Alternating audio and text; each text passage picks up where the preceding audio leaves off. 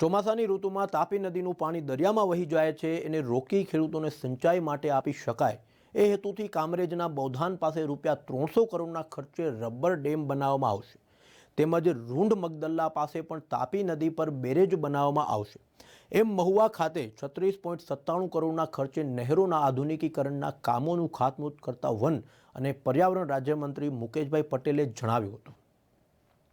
સુરત જિલ્લાના મહુવા ખાતે આવેલી દિવાળીબા કોલેજ ખાતે યોજાયેલા નહેરોના આધુનિકીકરણના કામોના ખાતમુહૂર્ત કાર્યક્રમમાં ઉપસ્થિત જનમેદનીને સંબોધતા મંત્રી મુકેશભાઈ પટેલે જણાવ્યું હતું કે નહેરોનું તબક્કાવાર નવીનીકરણ થઈ શકે એ માટે તાત્કાલિન મુખ્યમંત્રી અને હાલના પ્રધાનમંત્રી નરેન્દ્રભાઈ મોદીએ વર્ષ 2013-14ના બજેટમાંથી ₹1500 કરોડની જોગવાઈ કરી હતી, જેના કારણે નહેરોનું આધુનિકીકરણ થવાથી નહેરોની ક્ષમતા વધતા ખેડૂતોને પૂરતા પ્રમાણમાં સિંચાઈનું પાણી મળતા ખેડૂતો બારમાસી પાક લઈ વધુ ઉપજ મેળવી શકે છે એમ જણાવી તેમણે તત્કાલીન મુખ્યમંત્રી અને હાલના પ્રધાનમંત્રી નરેન્દ્રભાઈ મોદીએ શરૂ કરેલા મહોત્સવને કારણે કૃષિ વૈજ્ઞાનિકોના માર્ગદર્શનથી ખેડૂતો આધુનિકી ખેતી કરી સારી આવક મેળવતા થયા હોવાનું વધુમાં ઉમેર્યું હતું। સુરત જિલ્લાના જમણા કાંઠા ડાબા કાંઠાની અંદર આજે 3800 લાખ રૂપિયાના નહેર રિપેરિંગના કામો થવાના છે।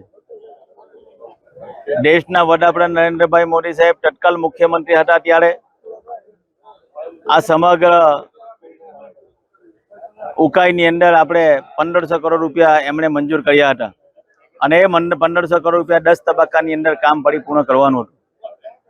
ત્યારે જે કેનાલની કેપેસિટી 2250 ક્યુસેક હતી, આજે નહેરના સુધારણાના કામ થવાથી આજે એની કેપેસિટી લગભગ 3650 ક્યુસેકની થઈ છે, જેથી સુરત જિલ્લાની અંદર લગભગ 3,31,557 હેક્ટરને આજે પૂરતા પ્રમાણમાં પાણી મળી રહે છે।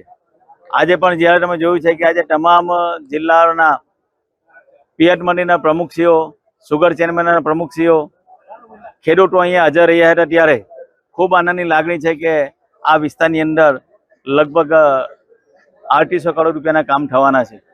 જે રીતે ઉકાઈ ડેમની અંદર દર વર્ષે ભગવાનની અસીમ કૃપા આપણા દક્ષિણ ગુજરાતની ઉપર રહી છે, ડેમ આપણો ભરાય છે, ત્યારે આપણે જોયું છે કે ડેમની અંદર વધારાનું પાણી જે બહાર વહી જતું હતું એના માટે પણ અમારા મુખ્યમંત્રી શ્રી ભૂપેન્દ્રભાઈ પટેલ સાહેબ, અમારા પટેલ સાહેબ CR પાટીલ સાહેબે સુરતની અંદર એક ગવિયર પાસે બેરેજનું આયોજન કર્યું છે। બેરેજનું કામ પણ ટૂંક સમયમાં ચાલુ થવાનું છે।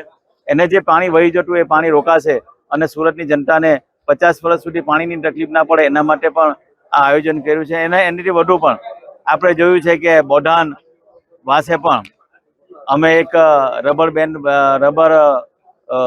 બનાવવાનું પણ આયોજન કર્યું છે। લગભગ 300 કરોડ રૂપિયાના ખર્ચે એનો એસ્ટિમેટ પણ તૈયાર થઈ ગયો છે, જેથી જે વધારાનું પાણી જે દરિયામાં વહી જતું હતું એનું અટકાવવાનું કામ પણ અમારો સિંચાઈ ડિપાર્ટમેન્ટ કરી રહ્યો છે।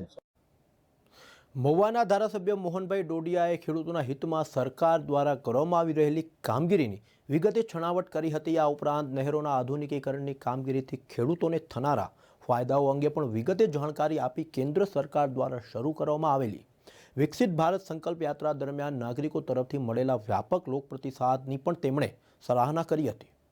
તમે જો તો ખાસ કરીને દક્ષિણ ગુજરાતમાં જીવાદોરી સમાન તાપી માતા છે અને જે ઉકાઈ જળાશય લગભગ 1970 પછી લગભગ 50 વર્ષ થયા છે, એટલે સ્ટ્રક્ચરો પણ જૂના થયા છે અને વહન શક્તિ જે રીતે ખેડૂતોની ખાસ કરીને ખેતરોમાં જે રીતે પિયત વ્યવસ્થાની માંગ વધી છે, એટલે સ્વાભાવિક છે કે સરકારમાં વર્ષોથી માંગણી હતી। એના અનુસંધાનમાં તમે જો તો સુરત જિલ્લામાં લગભગ 2100 કિલોમીટરથી વધારે નહેરોની લંબાઈ છે અને લગભગ 1800 કિલોમીટર પાકી થઈ છે। લગભગ 340 કિલોમીટર બાકી હતી, એ પાકી કરીને જે વહન શક્તિ વધારવાની વાત છે ને, ખાસ કરીને જો તો તમે સહકારી પ્રવૃત્તિ થકી એટલે 240 જેટલી પિયત મંડળીઓ ખાસ કરીને સુરત જિલ્લામાં સૌથી વધારે છે અને એના મારફત ખેડૂતોને પાણી પહોંચે અને હર ખેત કો પાણી જે વર્ષોથી અમારી માંગણી હતી એના અનુસંધાનમાં સરકાર જે રીતે સતત છેલ્લા 4-5 વર્ષથી નહેરની સુધારણા કરી રહી છે, એ માંગણીઓના અનુસંધાનમાં જે રીતે 38 કરોડની યોજના છે, અમને ચોક્કસ આવનાર દિવસોમાં આના કારણે ખેડૂતોનો ફાયદો થવાનો છે।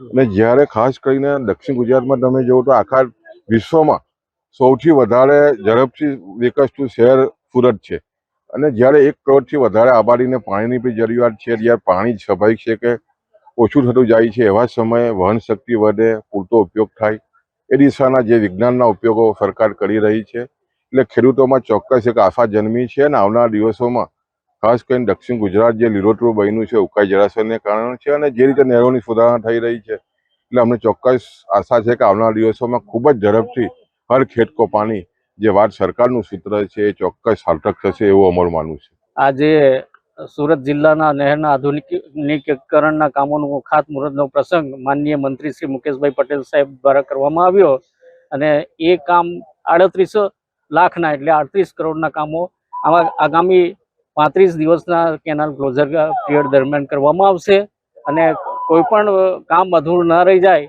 એ અમારા તરફથી ધ્યાન રાખવામાં આવશે અને કામ સારી ક્વોલિટીમાં થાય એનું પણ ધ્યાન રાખવામાં આવશે. ક્યાંથી કામની શરૂઆત થઈ છે? કામની શરૂઆત એમ આપણે નહેર બંધ કરી છે 22 તારીખથી બંધ કરી છે અને અત્યારે સાફ સફાઈનું કામ ચાલે છે અને થોડા દિવસોમાં કેનાલ લાઇનિંગનું પણ કામ ચાલુ થઈ જશે. કયા કયા તાલુકાની અંદરનું કામ થવાનું? સુરત જિલ્લાના બધા જ તાલુકામાં કામો થશે. 20મી તારીખે એનું કામ ચાલુ કરી દેવામાં આવે. આજે 30 તારીખ, આજે ખાતમુહૂર્ત કરવા પાછળનું કારણ છે એ શું છે પ્રોગ્રામ અમારો નક્કી થયેલો હતો 30 તારીખે નક્કી કરીશું એટલે એ રીતે પ્રોગ્રામનું આયોજન થયેલું હતું. કામ તો 20મી તારીખથી ચાલુ એ ખાલી સાફ સફાઈ ચાલતું હતું. હજુ લાઇનિંગનું કામ જે કરવાનું બાકી છે એ ચાલુ થશે હવે પછી. જે ક્વોલિટી છે કયા પ્રકારની રહેશે? ક્વોલિટી જે સ્ટાન્ડર્ડ સ્પેસિફિકેશન પ્રમાણે આપણે કામ કરવાનું એ પ્રમાણે રહેશે. એક વર્ષની અંદરમાં દરેક મોટા ભાગના ખેડૂતોની એક વર્ષમાં તૂટી જાય એ જોવાની જવાબદારી મારી છે અને એ અમે પૂરી નિગરાની સાથે જોઈશું.